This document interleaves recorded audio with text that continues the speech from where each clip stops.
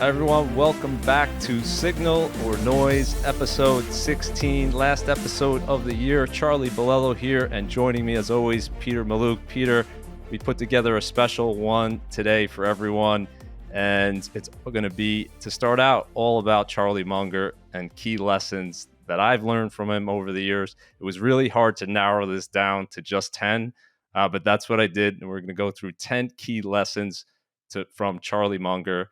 Let's start out. Number one, don't interrupt compounding. And this is probably my favorite investment-related quote from Munger. The first rule of compounding is to never interrupt it unnecessarily. So simple, right? Compounding, the topic is so powerful, and people understand it when you talk to them about it, but it's just so difficult, of course, to not interrupt it, isn't it? Yeah, I think the most successful investors, they're contributing every single month. They get a bonus, they contribute it. They inherit, they contribute it. Their paycheck, they contribute it. And they don't time the market. They don't go, oh my God, I'm worried about this election or this event or what's going on in the Middle East or Ukraine. They don't stop contributing. They don't withdraw. They don't go to cash because the turnarounds in bear markets and corrections happen very, very fast. Case study, last 2 years. Quick drop, quick recovery. If you just keep doing it and get out of the way, it really is magic. You cannot, even if you just max out your Roth, if a 25-year-old just maxes out their Roth IRA, they become a millionaire, a multimillionaire by retirement, just throwing it in the stock market diversified index and doing nothing else. Just don't get in the way of it. Absolutely. In 2020, we often talk about it, but really the best recent example of this. So I look back last 10 years. If you just looked at the return, you'd say awesome 10 years for the market, 216% gain for the S&P 500. That's over 12% annualized, better than the 10% historically. So you'd say great. Only problem is you had to stick with it. You couldn't have interrupted it. And the biggest time where most people interrupted it, as we've talked about, was in March 2020. So I looked at what if you got out then, which many people did, and said, forget this stock market. It's prone to crashes. We're going to be in a Great Depression, like people were saying back then. I'll just wait until it goes down some more. If you did that and you put your money under your mattress back then, and now you look back the last 10 years, well, your gain's 3.7%. So you lost all of the benefit of being in the stock market by interrupting it. And we're not talking about people there who needed that money. I'm talking about people who had 20 years or more till retirement. They weren't going to touch this money, and they interrupted it unnecessarily. 100%. Just the unfortunately, the time people there, you see the outflows is the worst time. I mean, it's not just the people stop contributing. A lot of people go next level and withdraw. You just can't recover. The market will always recover. And so it's always a question of when, not if. And so if you can wait it out, sometimes it takes a long time. On average, the stock market hits an all-time high once every 19 days. This took almost 2 years. It tested a lot of investors in many ways, worse than COVID, where it dropped 34%, then recovered really quick. Kind of almost 2 years just to get back to an all-time high tries people's patience, but it was a gift for somebody willing to contribute. They were able to contribute while the market was down, which is much, much better than contributing when you've got a straight line going up and to the right. That's right. We could show this chart in any bear market. Last year, for sure, a lot of people had inflation, fears of recession. We'll talk all about that in a little bit, but that was another opportunity for people to interrupt that compounding. Let's go to lesson number 2. Be prepared for big declines. This is a huge one, and it's really important to remember that Warren Buffett, Charlie Munger, terrific investors, great track record. One of the few people, we often talk about how difficult it is to outperform the indices. One of the few examples where they've done so over a long period of time. But I think the perception is with these types of investors that it was smooth sailing, that they just went straight up, they became billionaires, and there weren't difficult times. So during 2009, there was this excellent interview with Munger where he said that was actually the third time that Warren and him had seen their holdings in Berkshire go down from top to bottom by 50%. Third time. And he says this is a really important thing to remember as an investor. If you're not willing to react with equanimity to a market price decline of 50%, 2 to 3 times a century, and he lived almost a century, so he saw that and more for sure. You are not fit to be a common shareholder and you deserve the mediocre result that you're going to get. And I can't think of a better way to put it for investors. You have to kind of be prepared for these types of declines. I mean, the down market is a gift because if the market never went down, everyone would be in the stock market, which means expected returns would be lower. So you can tell you're a good investor if you're contributing. You're a great investor if you don't panic when the markets go down, but you're an incredible investor if you're excited when they go down because you're able to take the opportunity to accumulate when the market's at lower levels and most people are exiting. And he might have understated the case because 50% drop, yes, but 08, 09, 53 to 58% drop, depending on what index you want to measure and whether it was intraday or not. But 9/11 in the tech bubble, 44, 48%. COVID was an average one, 34%, but COVID was the fastest 34% drop in history. So you've got to be ready for something about every 5 years, and they don't evenly space themselves out. Sometimes you get 9/11 tech bubble back to back.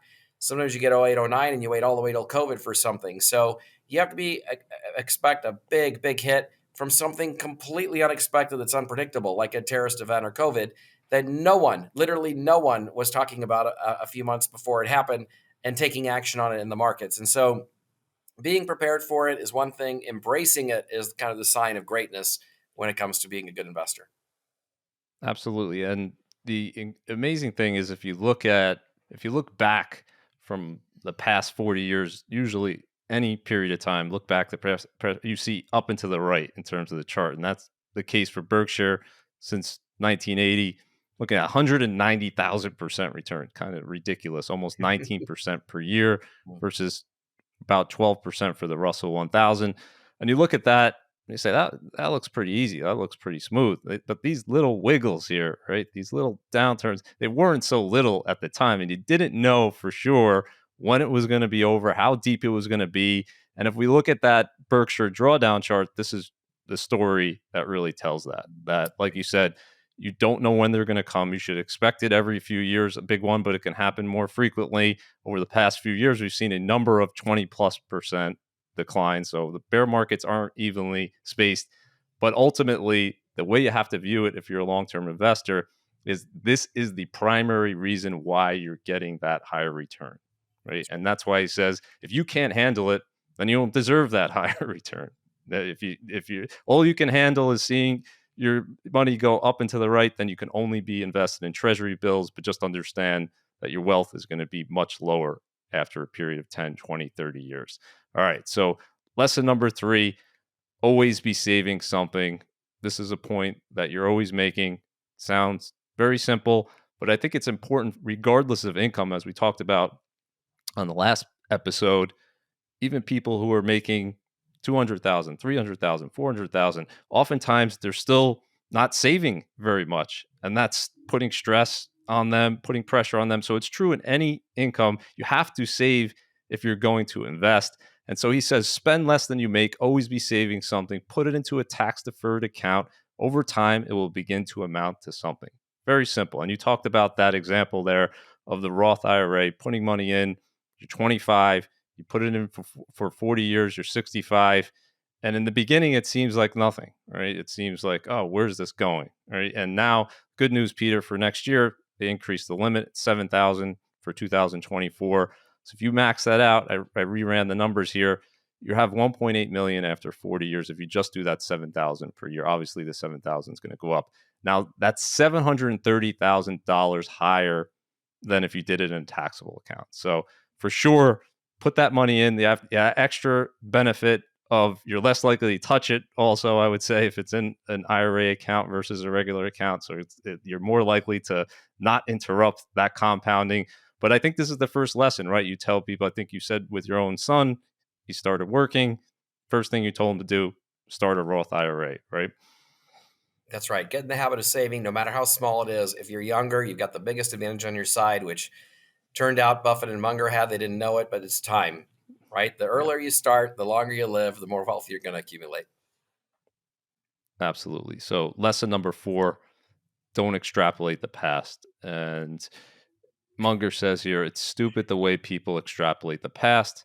Not slightly stupid, but massively stupid. We see this all the time, Peter. I think perhaps the best example in my lifetime that I can remember would be the dot com bubble, what the NASDAQ 100 did over that 5 year period, up 9x, 817% return. And what were people saying going into 2000? You were, do you remember back then? Oh, I Pretty do. much everyone said you had to be invested in Yeah, these stocks, right? it was the future. Yeah, You're and you really pretty can't. much I mean, you just extrapolating the past. that's right. And I think I don't know if Mark Twain really said it or if it's just attributed to him that history doesn't repeat itself, but it rhymes. There are definitely lessons that come from the past, but it is very, very hard to extrapolate investment, historical investment returns and performance of a given asset class is a very hard thing to carry from the past going forward. For example, today we look at the Magnificent Seven. We go, wow, 70% returns year to date. I don't think it would be wise to assume that that's going to be the norm going forward. Might be for another year or two, might be over. No one knows. Very hard to extrapolate that. Of course, there are some things that we can look at that might persist for a while, but it's very hard to make tactical decisions based on recent past performance. Right. I think the more extreme that past performance is, the more likely that if you extrapolate it, it's going to be the exact opposite of what you think is going to happen. That's exactly what happened with the Nasdaq 100. Right. Next 5 years was cut in half. Actually went down over 80% from peak to trough when it peaked in March of that year to it bottomed in I think October 2002. And so anyone who extrapolated that learned a difficult lesson. We've talked about the recent example similar to this would be the ARC Innovation Fund. That's still in a huge drawdown a few years later. It may take many years for that to recover, but similar type of mentality. These are stocks that are going to continue to go up because they've gone up. Now, let's bring it to today, and I want you to run through these three here in terms of what are people extrapolating today. The three biggest ones that come to mind, I think, are that large caps are going to destroy small caps going forward. Growth is going to continue to destroy value, and it's going to continue to destroy international. These would be the big three. And how do you stop that extrapolation? Because it's so tempting, and a lot of people are throwing in the towel with each of these three right about now, and that might be the very worst time to be doing so. I mean, the difference. Normally, you see these asset classes revert to each other every few months or every few years, but to have almost 13 years of large stocks beating small stocks, U.S. stocks beating international stocks, growth beating value, not all the time, but most of the innings of the baseball game have gone that way. It makes people just go, forget it. And the last time I saw this in my career, interestingly, was the opposite version of this. 2000, 2010, Mm, the S&P 500 earned exactly 0%.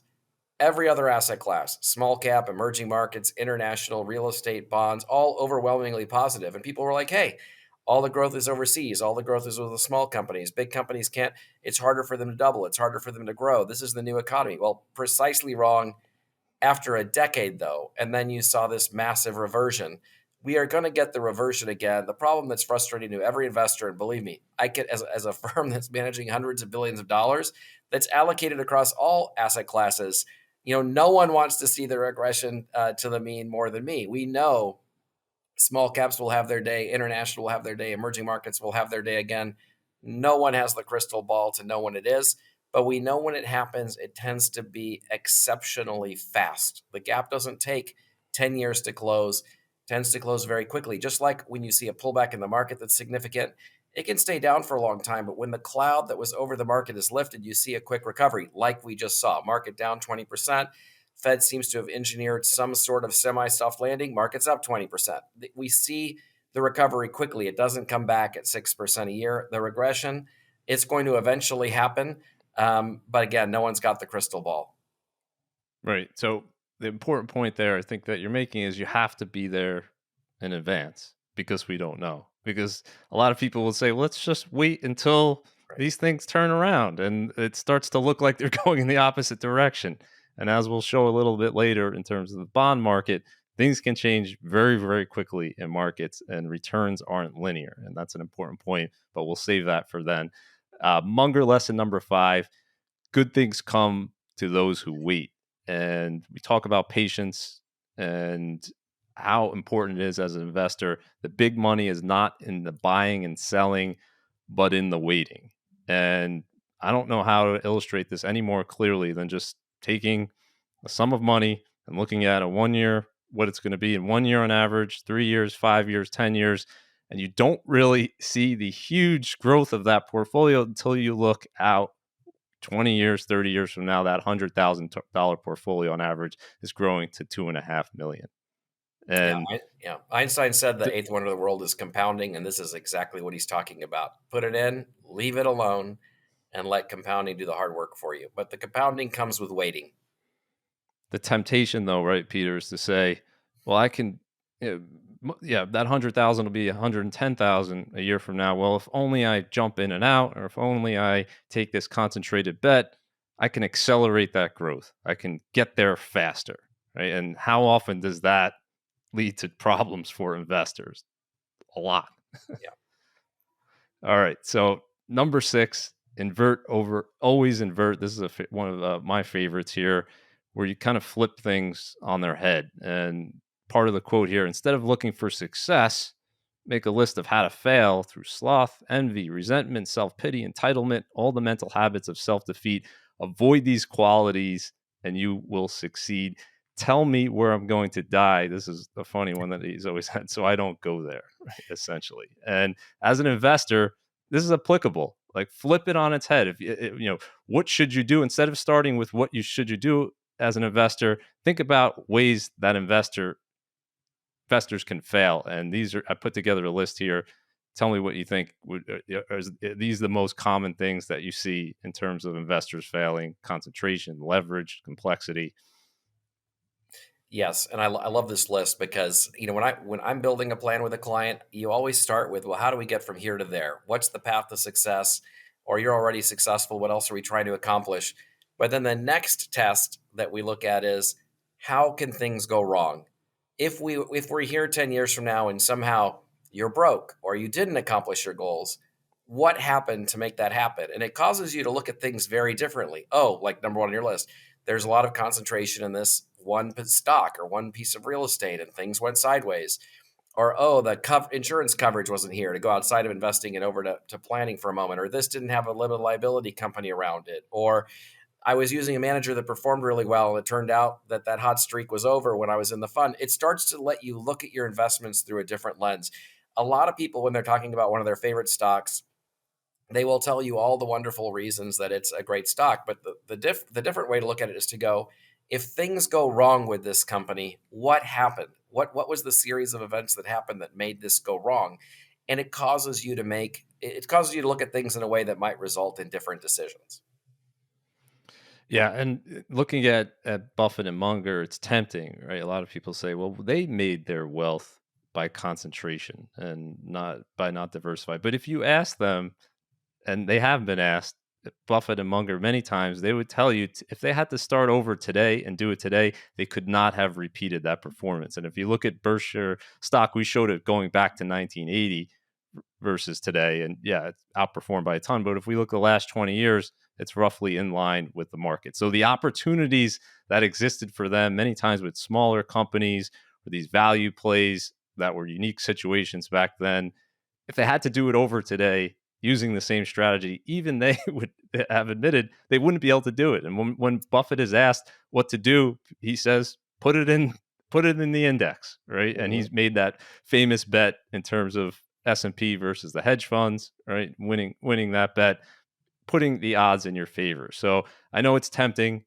right? Yes, concentration is often the fastest way to build wealth but it's also the fastest way to destroy it. And these other things like leverage and complexity, and especially your emotions, buying and selling in the wrong time, which all comes back to, Peter, I think, having a plan as an investor. So if you want to be a value investor, that's fine. Have a plan, right? And understand, as we just talked about, you could go 15 years of underperforming as a value investor. Can you stick with that? Like Right. Buffett and Munger stuck with that in 2000. It was a terrible period for them in the late 1990s, where they had a huge drawdown while the NASDAQ 100 is doubling, tripling, right? They were able to stick with it because they have a strategy and a plan. I think you need to have that as an investor. So let's go to lesson number 7. Try to deserve what you want.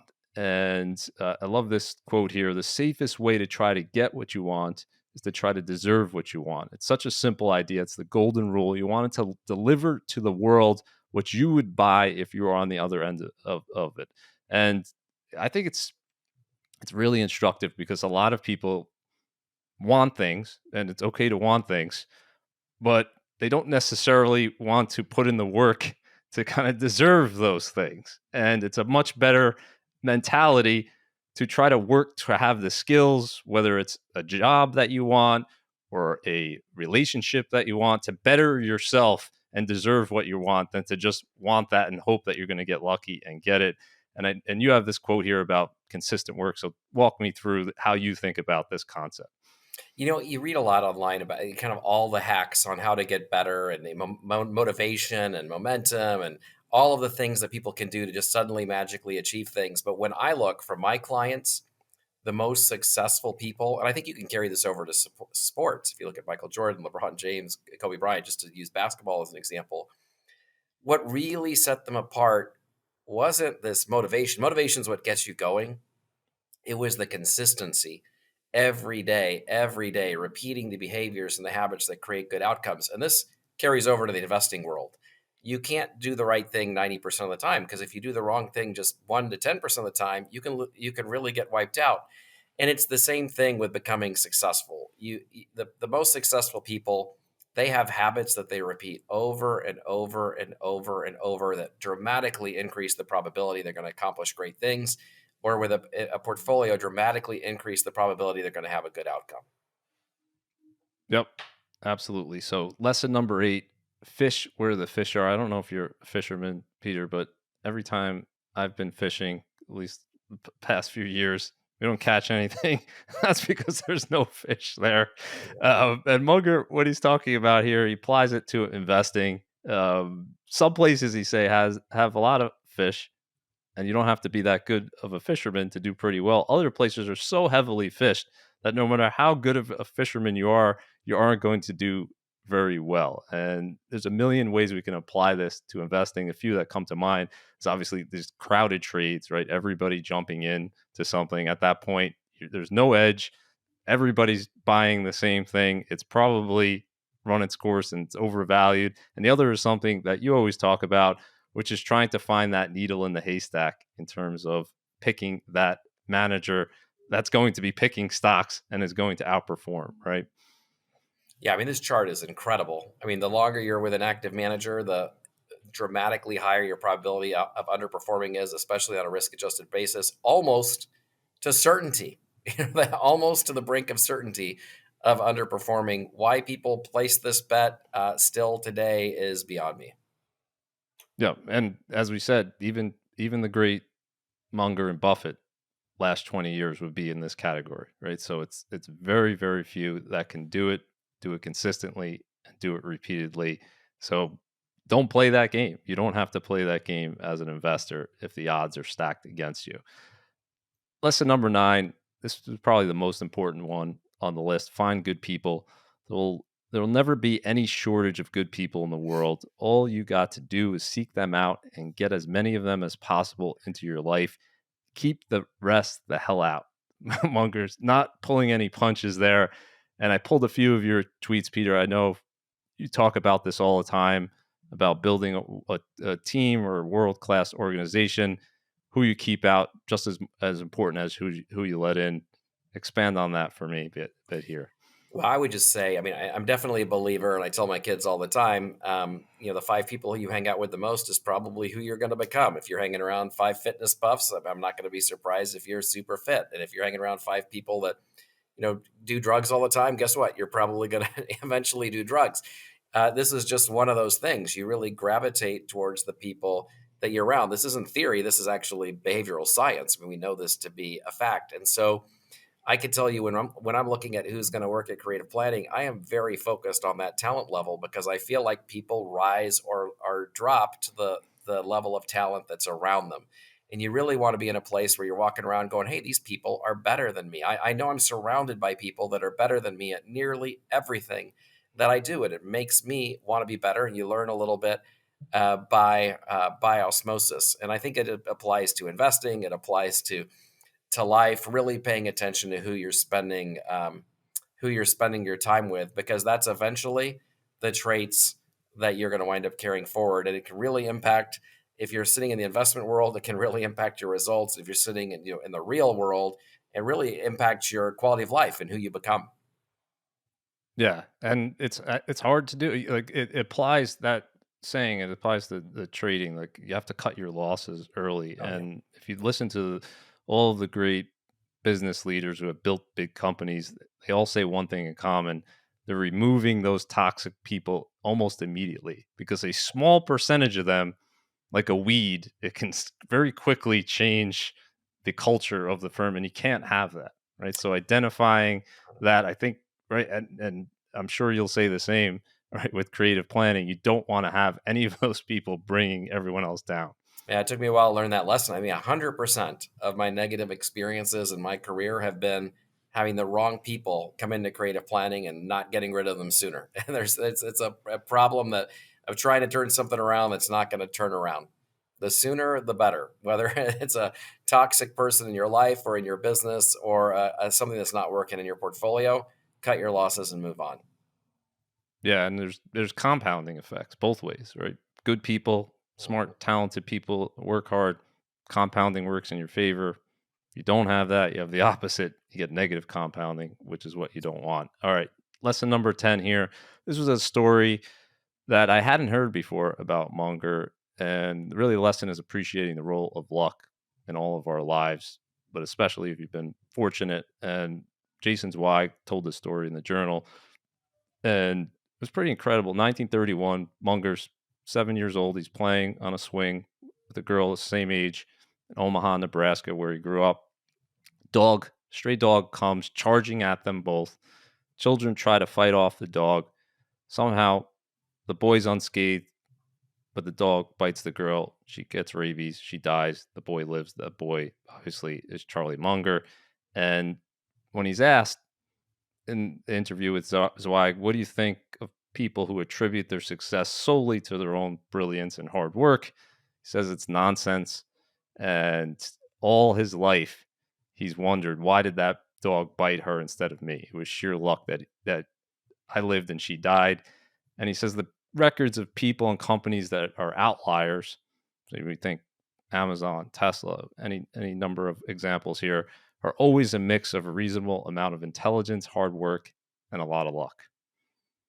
It's very easy to figure out. I mean, like if you, in terms of luck, if you're born in this century, or the last century, right? If you're born in the last, 70, 80 years, if you're born in the United States, if you're healthy, um, you already are in the luckiest 1/10,000th, 1/100,000th of a percent of everybody in history, right? Elon Musk is not Elon Musk in 1520, right?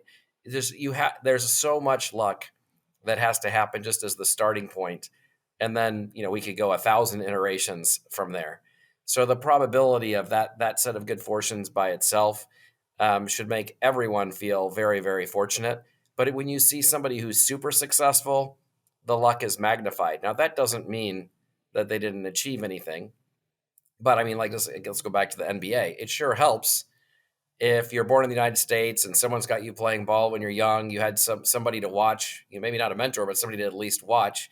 And it also helps if you're 6'8" or high or taller, right? So you're already, there's a series of luck that has to happen. But after that, that's not enough, right?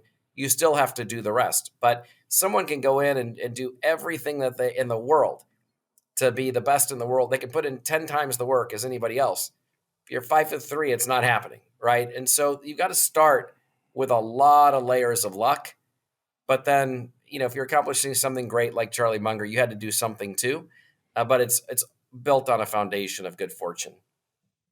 Yeah, and another quote I don't have here that Munger often talked about was trying to put yourself in a position that you benefit from any luck and really not relying on that luck as a starting position.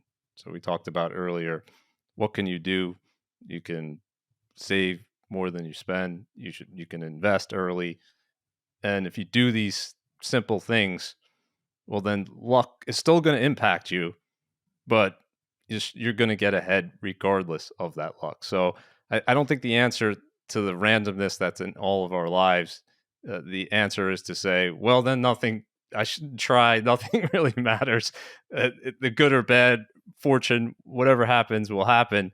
No, the answer is try to put yourself in the best position that you can be, and just know that luck is going to be involved with and it might take longer for you to get lucky, right? And that doesn't mean you Yeah. should give up. Just keep working at it, and eventually good fortune will come your way.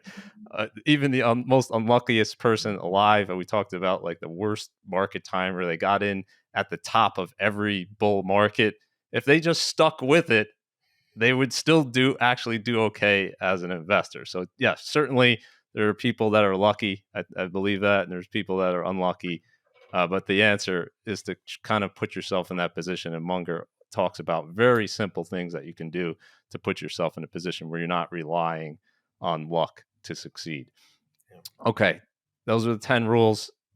Munger. There's many more. If anyone wants to dig into Charlie Munger, I recommend Poor Charlie's Almanac. There's many different books you can read. That's one of my favorites. But let's go to topic number 2 here, Peter. And this is the concept extremely important for investors to understand that returns aren't linear. And we just got a master class in this concept because right after, and we talked about this a few episodes ago, where they were saying the 60-40 portfolio is dead. Thankfully, you and I said it's not dead. And very quickly, investors learned that things can turn around. What did we see, Peter? In November, we saw the best month for the bond market since 1985, a 4.5% return. And the gains have continued so far this month. And that 60-40 portfolio that was dead, ninth best month since 1976, the second best month in the last 30 years, up 7.3% in a single month. You had the stock market up 9%, bond market up 4.5%, second best month in the last 30 years for that 60-40 portfolio. And how about this one, Peter, in terms of bonds versus cash? This is something we touched on a number of times this year where everyone's saying, why should I own bonds at all if I could just earn 5% in cash? You and I talked about the reasons in August, September, October, while bonds were going down. We're saying we don't know what's going to happen in the short run, but that long term rate of return should be going up, right? And the culmination of that was the 10-year hit 5%.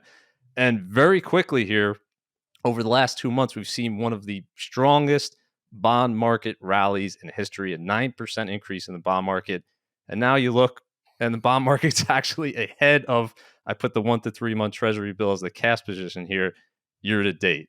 And I know you've seen this throughout your career, but how important is it for investors to understand that that 10% equity market return or 5% bond market return, it's not linear. You're not going to get that ladder that's going up that's a smooth ride. Yeah, I mean, if we had linear returns where every year the stock market went up 9% and every year the bond market went up 4%, everyone there, no one would buy a bond, right? It's the volatility is the price you pay to be an investor. We're back where we started this thing. Volatility is the price you pay, and it's the reason you get the premium. You're in cash, no volatility. Bonds, some volatility. Stocks, more volatility. The more risk you take, the more volatility. And the key is to take risks that you're rewarded for. Stocks over bonds, bonds over cash if you've got the time. But over time, they get back to their expected return. They're just not going to do it in a nice, neat order for you. Yep, and just when you're ready to throw in the towel, like bond market investors were at the end of October, things can change in a hurry. And a big part of that has been that inflation. Of course, a lot of people are saying that it's going to continue to come down. And number two, we had that big Fed meeting this week where they're indicating finally saying maybe perhaps their forecast anyway is that they're going to cut rates 3 times. Powell kind of hedged his bet saying, no, we could still hike, but it seemed like they're paving the way to cut rates. And we talked about this a few episodes ago, but it wasn't front and center, but now it's front and center. What does the bond market tend to do when the Fed is cutting rates? It tends to go up, and it tends to do pretty well. And we also said that you probably can't wait until that point because the market might front run that. And that's exactly what they've done over the last 2 months is front run that expectation, right? Yeah, yeah. And it's just basic math. We knew it would eventually happen. That was incredible to see. I don't know that we've seen bonds decline for that long ever, and then to see the big rally in such a short period of time. Again, when the market turns, it tends to turn quickly. It applies to bonds just like stocks. Yeah, you have to go back to the early 1980s when interest rates were in the teens to see this type of volatility in the bond market in such a short period of time. So crazy, crazy moves, but that's par for the course, right? As an investor, we're going to see many more of them next year. So be prepared. But it's just fascinating to see people who hated bonds 2 months ago at 5% yields. Now, today, 10 years below 4%, they're saying, let's go. Here we go. I love bonds now. That is not the way you should be thinking about this. It should be the exact opposite, but that's the way investing is. So we have to look at signal or noise here, Peter. It's been a big year for signal or noise, a lot of noise. We've dispelled a lot of myths, one of them being the Fed saying, don't look at the Fed in terms of what the stock market's going to do. The Fed hiked a few more times this year. It did not prevent the stock market from having a pretty good year. First signal or noise topic, calendar year returns. We got the S&P 500. No strategist predicted this. They all said, most of them said the market was going to be lower. That was the first time we saw that in decades. 24.5% return here, total return with a few weeks to go. And what people were saying last year, if you remember, well, market was down 18%, worst year since 2008. And that's what those strategists built their forecast for the following year. Aren't saying we had a bad year, it's going to be another bad year. This year we have a good year. People are saying it's going to be good. What do you make of calendar year returns? Do you look at that at all as a projection for what the market's going to do the next year or even a few years out? Absolutely never. So, I mean, the market's going to be positive about 3 out of 4 years. It's almost miraculously stays on track for there. Never does them in any nice order, and it is absolutely under every circumstance not predictable. You have to accept this as an investor. The next month is completely unpredictable, and the next year is unpredictable. You have to stretch out the timeline to decades to get predictability. The stock market's very predictable over a decade. It's like the reverse of a casino. If I go play one hand, the outcome, very unpredictable. It's almost 50-50. If I play two hands, it's a little better. But if I play for hours and hours, it's an extremely predictable outcome that the house is going to win. Same thing with investing. The longer you can stay in the game, the more likely you're going to win. You're the house in this example. So that's the right answer. It's definitely noise, and I'll show you the stats. But first, this is a concept that you often talk about, and it goes back to that returns aren't linear.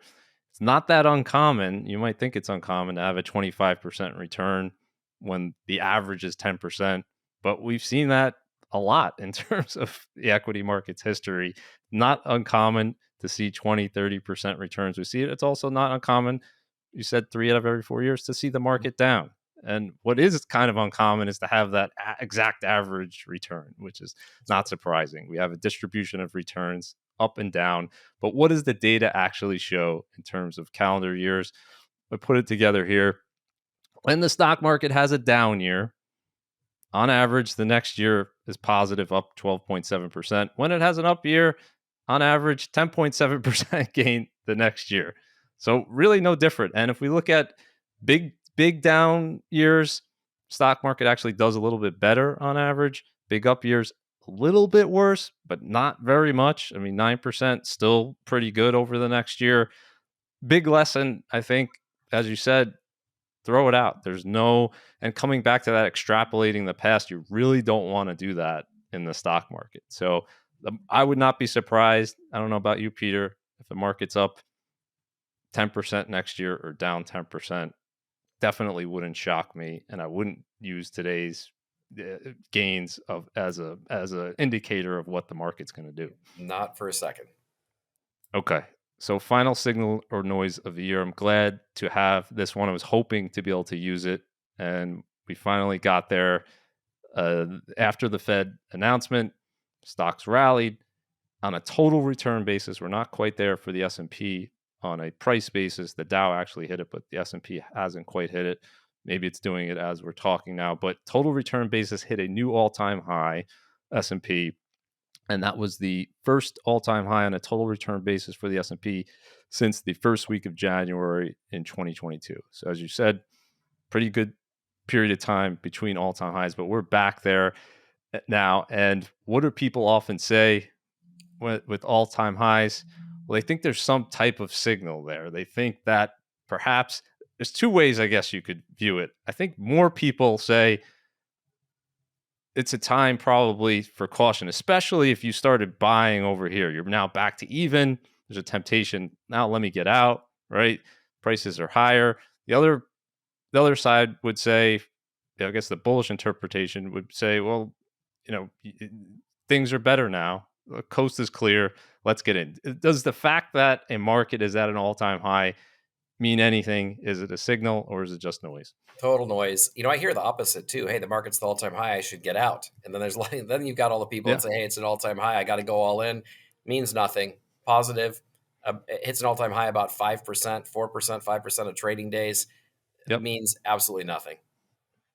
100%. I looked at monthly data here, and funny because we used this chart for drawdowns back in October when we were in a greater than 10% drawdown, saying, well, that's not a signal. You definitely don't want to be selling because of a drawdown. The forward returns are actually positive.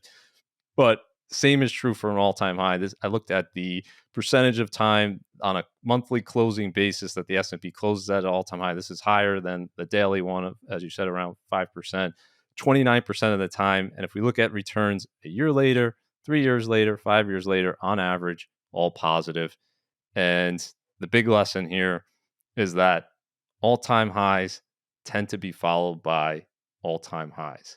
And there's nothing unique about that. There's nothing special. Of course, there's going to be an all-time high at some point that's followed by a bear market, but more often than not, it's not. It's actually followed by, in relatively short order, another all-time high. So with that, don't act on the all-time high, please. Use something else. It's definitely not a signal. There are other reasons that you might want to change your allocation. Don't change it because of an all-time high. All right, Peter, covered a lot of ground today, this year. If you're watching this on YouTube, hit the subscribe button. We're also available on all the podcast platforms, Apple, Google, Spotify. Check us out there as well. And if you're an investor, business owner, anybody who's looking for advice, creative planning, we do pretty much everything in-house: estate planning, tax planning, business planning, obviously investment management. So reach out, go to creativeplanning.com, set up a call, set up a meeting. We're here to help. Thanks, everyone, for joining us this year. Thank you, Peter. It's been a great year for Signal or Noise, and we're looking forward to another great year in 2024.